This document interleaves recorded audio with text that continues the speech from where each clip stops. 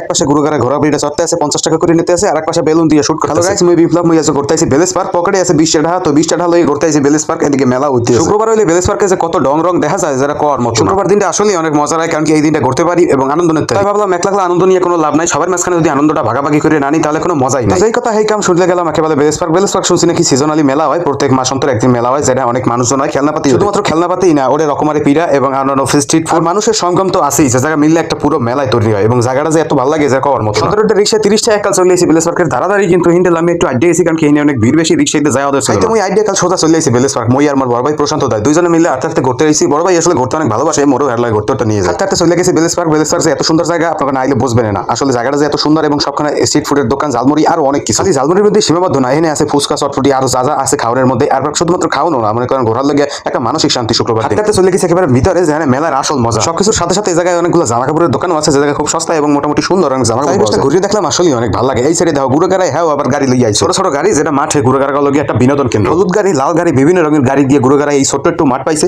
কিন্তু এই মাঠের মাঝখানে মানুষ, তাই এই ছোট্ট জায়গাটার ভিতরে সবাই গাড়ি চালাইতেছে। ওই দেখো মোর সামনে একটা লাল গাড়ি আইছে, আপনারা জিগাইলাম মনে তোমার ড্রাইভিং লাইসেন্স আছে? মনে একটু নিচের দিকে চাইয়া সোজা আবার টানতেছে, জিগাইলাম মনে তোমার ড্রাইভিং লাইসেন্স মনে হয় মোরে পছন্দ হইলে না, হাইতে মোল্লা কথা কই। তবে লালটার সিয়া উপরে নিচে যে একটা হলুদ গাড়ি আছে, ওই যে হলুদ গাড়িটা ওইটার অনেক স্পিড এবং দেখতে অনেক সুন্দরই লাগে। তবে ছোটবেলায় এই গাড়িগুলো চলার অনেক শখ ছিল, কিন্তু এখন গেছে বুড়ো বুড়ো ইয়ে হইতে আর এই গাড়িগুলো চলতেও পারতেছি না। মনে হইতেছে যে ওরে সরাইয়া মই দিয়ে উড়ি মানুষ। তবে আপনি মানেন বা না মানেন, তবে আমরা যে ছোটবেলায় মজা করছি হেই ওরা একগুণও মজা পাইতেছে না। আমরা ছোটবেলায় অনেক মজা করছি, পুকুরে ডুবাইছি, দুষ্টামি করছি, অনেক কিছু করছি। ওখানে আরেকটু সামনেই এসে বক্সিং ক্লাব, যারা 20টা দিলেই তুমি কদ্দুর ঘুষি মারতে পারো হইয়া দেখাইতেছে, কিন্তু ওখানে মোর যাওয়ার শক্তি হয়। এই হইছে গ্যাস্ট্রিকের কারখানা। এই যে খাবা মনে করো অল্পতে গ্যাস্ট্রিকে মরবা, কারণ কি এই মানুষ মুখ ফিরেইও না। তবে আমার যদি দোকান থাকতো তাহলে আমি গ্যাস্ট্রিকের ট্যাবলেট খাওয়াতাম। এই সাইডে যদি এই না দেখতাম তাহলে সবকিছু মিসই করতাম। আসলে বাংলাদেশে জন্ম না হইলে এত কিছু বিনোদন মিস করতাম।